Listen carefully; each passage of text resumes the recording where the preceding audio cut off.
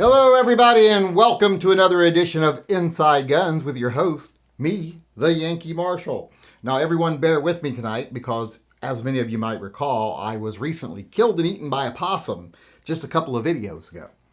So, I got better, but, it's still traumatic, so I'm still recovering from that. And also, right before I started filming this, and while I was doing my live chat tonight, and I point behind me because my studio area is back there. My youngest son, totaled the car we just bought him. So, yay, what a wonderful week this has been. But with that being said, I want to get on with my topic today. And what I want to talk about today is something that everybody's going to love. I'm going to relate it to guns, though. And that's about vaccines. I'm going to talk about the vaccines for COVID. And what I want to say is, people are letting the politics of the vaccine be too big a part of their life. They're letting it divide them from people they generally agree with all the time. Here's the thing. You can make fun of one of your friends if they take the vaccine and you choose not to, or you chose to take it and they chose not to, that's fine. But this fervor over, oh my God, we got to riot, we got to go to meetings and blah, blah, blah, no matter which side you're on. I got to impose my will on other people. Stop it. We are allowing it to divide the gun community. And you might think, oh, the gun community is mostly unvaccinated, or the gun community is mostly vaccinated. I'm seeing a lot on both sides, to be honest. So here's the thing about the vaccine. Get it or don't get it. It's your choice. If you don't get it, don't feel like you have to make up a bunch of fake fucking science to try to justify why you didn't get it. Just saying, I don't trust it is reason enough. Or just saying, I don't want to is reason enough. If you did get it, don't try to use exaggerations like, if everybody doesn't get the vaccine, it's going to mutate and kill us all. Because that's garbage. It is total garbage. I hate to break it to you, but every day there are tens of thousands of people, it seems, coming across the border. There's a big encampment of thousands of people sitting down there right now from a third world country. And I'm sure COVID is running rampant in the people down there. And by I say those people, the people that are there, I don't mean anything derogatory by that. I call you people those people all the time, or you people all the time. But the people that are down there, I'm sure COVID is running rampant in those groups. The third world is not getting vaccinated. I hate to break it to people.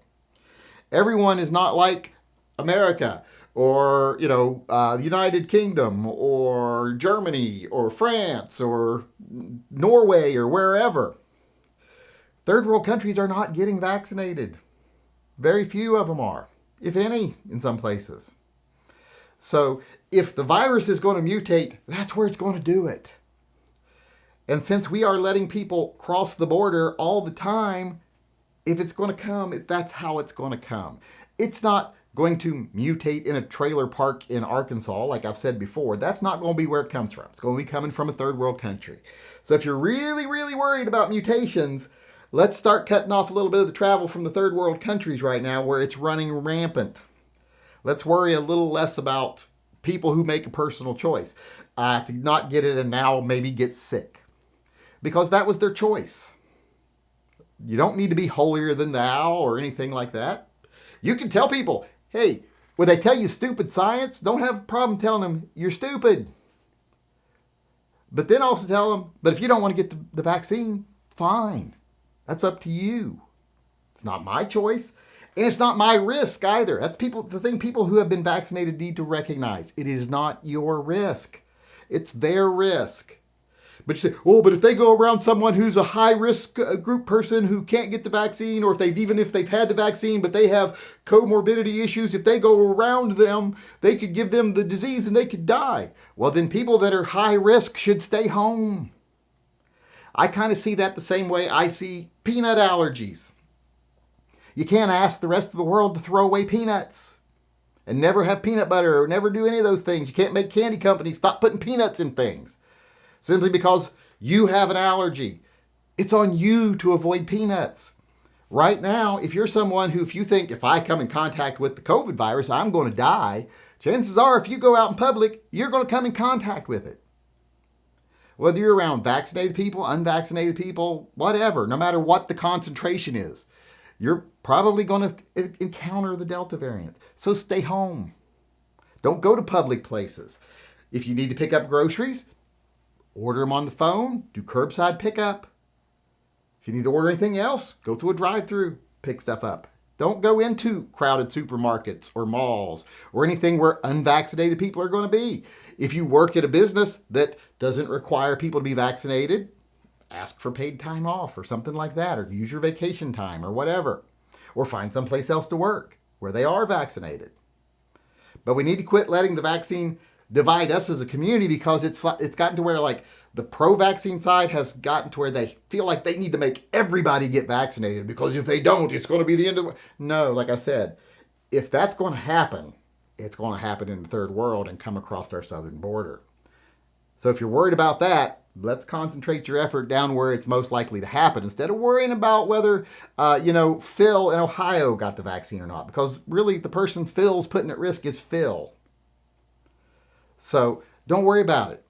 If you got it, they didn't, don't worry about it. You're the one who's safe. According to the science, you're the one who's safe. Everyone knows I believe in the science. I have a degree in sciences. I was a psychologist. I believe in science. So I follow the science. It's also why I'm not a religious person. You can be religious if you want to. You can take the vaccine if you want to. You can refuse it if you want to. I don't care. It's no skin off my dick either way. So I don't really care what you do.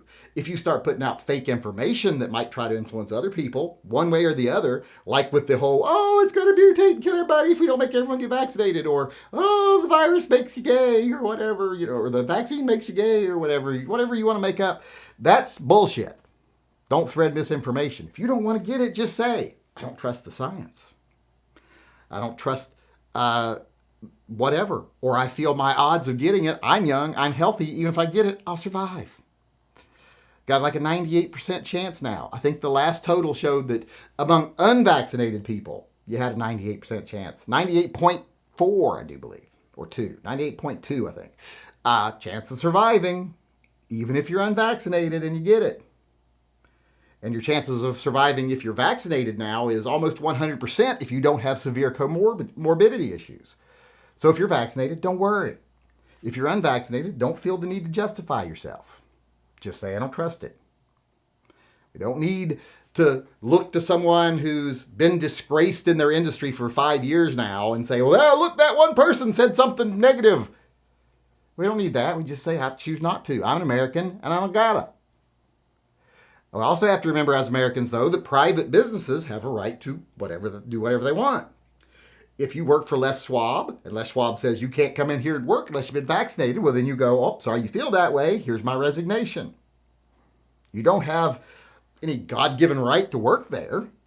I thought most Republicans believed that, at will work, not right to work. Or is it the other way? I always forget. I get those two confused. So businesses have a right to request their employees be vaccinated. They have a right to choose to not have employees around that aren't vaccinated. So you have to accept that they're a private industry. Same thing with going to a store and shopping. I'm vaccinated. They still ask me to wear a mask because I'm vaccinated, which I think is garbage because I'm vaccinated. And all the more recent studies are showing that vaccinated transfer is very rare. So I don't see why I should have to wear a mask, but I do it because it's their business. Or I don't go there because I know they make me wear a mask. If someone comes up to me right now and I was in place and I didn't have a mask and they said, you're going to have to leave because you don't have a mask on, I either would be like, I forgot my mask, or I'd be like, I didn't bring a mask, so I'm going to leave. And if I was not wearing a mask because I just didn't want to, I'd say, okay, I'm going to leave. I'm vaccinated. I'll show you my card if you want to. And if you still want to make me leave, then I just won't come to your business anymore. That's not hard. But we need to quit letting it divide us as a group. The gun community. We get enough divisive stuff from the talking heads in the gun community that want to do nothing but make us angry all the time. And this is just more of that. I know some gun channels that are talking anti-vaccine shit who've been vaccinated. Just like there's a lot of politicians that say, I'm not going to answer whether I've been vaccinated because they're real conservative. And that means I've been vaccinated. And even some of them that say, it's against HIPAA laws for you to answer me that. No, it's not. You can ask me right now, did you get the smallpox vaccine? And I can say yes. You can say to me, hey, have you ever had chlamydia? And I can answer you if I want to. That's not against the law. It's not against the law for you to ask me. What it would be is against the law for my doctor to start calling people, and saying, hey, did you know the Yankee Marshal has chlamydia? That would be a violation of HIPAA. And no, I don't have chlamydia. That was just an example. I've never had any STDs, or STIs as they call them now, which is I think why STI changed their name to Staccato. I've never had an STI other than crabs. And I don't even know if that counts. So that was what I wanted to say about the vaccine. I personally hope everybody takes it because I want everybody to be as safe as possible. And I am confident there's not going to be a problem with the vaccine. Fairly confident. Very confident, actually. But if you choose not to, I also, like I said, don't care. It's your choice. You're only risking you. And as far as people that are super high risk, that's on them to avoid the risk, not us. In fact, any of the lockdowns and everything, that should have only been if we would have only, at the beginning, only locked down severe at-risk people and allowed healthy people to go out and get the disease and let it spread, we'd probably have herd immunity by now. Maybe not, but possibly. There are some countries, that didn't do that didn't lock down at all, thinking herd immunity would come quickly, and it didn't. But that's because they chickened out because they were having a lot of deaths because they didn't lock down the at-risk people. If we would have done a lockdown saying, hey, if people fit this criteria, they get to stay home. And the government's going to help them with their paychecks and stuff because we got to get this disease locked down before it destroys our economy. That would have made a big difference, I think. But now I'm going into hypotheticals when the real story is, get it, don't feel superior because you did. Don't feel the need to justify yourself because you didn't. I don't think most people have anything to worry about as far as dying as long as they don't have comorbidity issues. Even the unvaccinated people. It's the comorbidity that's really getting a lot of people. Now, it's some people that are just perfectly healthy and they're dying that are unvaccinated. But in vaccinated people, that's not happening really at all. So, like I said, get it, don't worry about it, don't justify it, don't even concern yourself too much about it. And like I said, if you're worried about it mutating, start looking south and start asking the administration what they're doing about that. Because that is by far the bigger risk. And let's just start getting our heads about us. And like I said, stop letting this divide us as a community. Because right now we're divided enough with real issues that actually matter. People that are actually doing things that are bad for the Second Amendment. This has nothing to do with the Second Amendment. This is not damaging the Second Amendment at all. If you get a vaccine, you didn't damage the Second Amendment. If you didn't get a vaccine, you didn't damage our fight for the Second Amendment. You didn't delay us, in any way hurt our cause. So let's stop making this an issue because, like I said, we already have too many things that matter that we can be divided over. We don't need something that doesn't matter dividing us. All right, everybody, I went really over on that topic, so I want to move on and close the show here with my favorite part of the show, gun talk. And today I want to talk about the new Beretta, the new 92X Performance Defense. I assume everyone has seen this by now. What this is, it is a carry version of the 92X Performance that has been lightened down and cut for a red dot. So now you can actually buy a Beretta already cut for a red dot right from Beretta. And it's an all-metal gun. Metal frame, metal slide. And, of course, metal barrel and other parts. But this is a nice thing because a lot of people have always wanted all-metal Berettas. Now, one thing to keep in mind, this is not stainless. A lot of people make a mistake thinking this is stainless. It is carbon steel that has been coated with a silver coating, which is a proprietary coating, I believe, and I don't remember the name of it. But this is a pretty awesome little gun.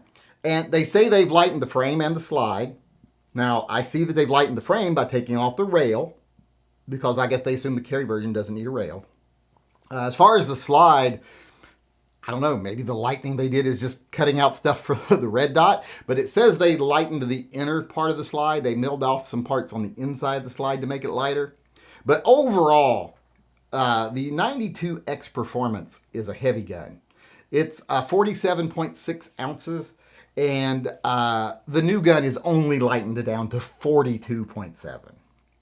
So that's only a 4.9 ounce difference from a 47.5 ounce gun down to a 42.5 ounce gun. You know, basically a 5 ounce difference there. So it's not like wow, this feels like air compared to the other one. It's just going to be a little lighter. And I assume by the time you put a red dot on there, it's going to be just as heavy. So I can't imagine it's really saving a lot of weight, but it is something different. Like I said, if you don't like rails on Berettas, this one doesn't have a rail. If you like all steel Berettas, all steel. If you want it to be cut for an RMR, it's cut for an RMR or a red dot. I always call them RMRs like Jello kind of a thing. I misuse the term. But there you have it. Now, the only thing I will have to say that you should be aware of with this gun, that it is different than other Beretta 92Xs and other Beretta 92s, 96s, etc. It is not a double action, single action with a decocker. There is no decocker. The safety is frame mounted instead of slide mounted, so it does not have a decocking device. If you cock the hammer, you have to carry it cocked and locked. When you rack the slide to rack around, you carry it cocked and locked like you would a 1911.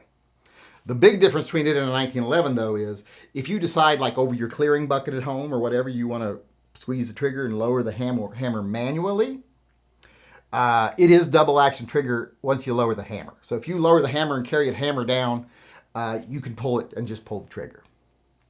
But the thing is, I do believe, and I can't verify this right now, because I forgot to check before the video, I am afraid that the safety might be able to go on even with the hammer down, which that's bad because you don't want the safety to go on with the hammer down. But if you just practice taking the safety off no matter what, like the first thing you do is thumb that safety off, hammer back or hammer forward, you'll still be able to pull the trigger and fire.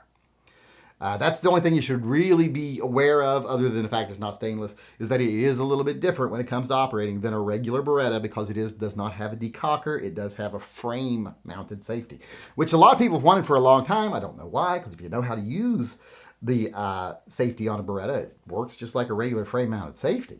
So I've never understood. I think people think they have to push it up somehow. No, you flip down on the little... I did a video on that. I'll post that sometime and let y'all repost that so people can see that.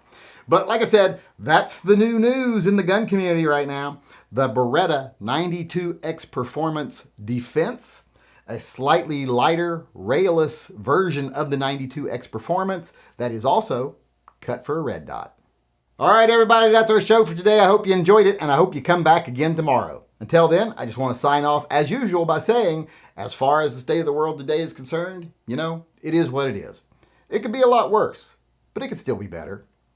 And if we as a community start to ignore the fearmongers, the profiteers, the fake activists, the people who just want to manipulate you through fear and anger so they can make money off you, and the people who pretend to be fighting for our rights when they're really just fighting to line their pockets, if we ignore those people and keep level heads about us, what things will be in the very near future for people who value the Second Amendment and freedom in general is better.